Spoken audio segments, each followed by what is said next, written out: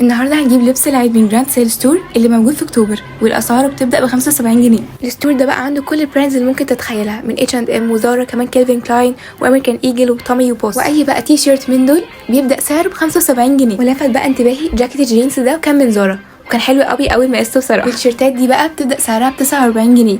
كمان عندهم مقاسات مختلفه، كمان عندهم فرايتي كده من تي شيرتس كيلفين كلاين والوان مختلفه كمان، وكان شكلهم لذيذ. ولو بتحبي بقى تلبسي اي شيرت طويل او شميز كده في الاوتفيت بتاعك فممكن تجيبيه من عندهم عشان سعرهم حلو قوي فعلا. ولفت انتباهي بقى حاجات لذيذه قوي ممكن نلبسها في البيت، وكان عليها اشكال ديزني كده كانت جميله قوي. وغير بقى جاكيت الجينز اللذيذ ده لقيت كمان عندهم بنطلون بولان بير وكمان كان سعره حلو قوي، بيبدا سعره 150 جنيه. كمان عندهم شيرت كده من H&M ممكن ينفع الايفنت، وسويت بانس اشكالهم مختلفه وحلوين قوي، سعرهم بيبدا ب 95 جنيه. لقيت كمان حاجات اسعارها لذيذه قوي ممكن نلبسها في الصيف، وكمان ممكن نلبسها بطرق مختلفه. وعارفين بحب قوي لما اخش اي ستور اخش السكشن بتاع الكيدز عشان بحب قوي شكل لبسهم.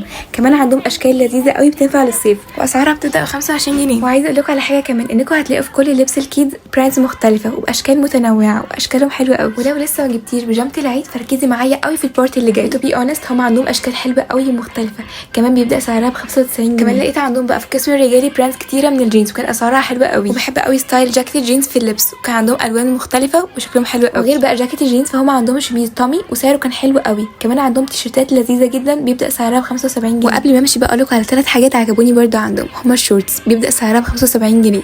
وغير الشورتس عندهم كده فرايتي والوان مختلفه وكتيره قوي من الاحزمه. كمان عندهم شرابات حلوه قوي اشكالهم جميله. وغير فرعهم اللي في اكتوبر عندهم فرع تاني في بيفرلي هيلز اللي موجود في الشيخ زايد.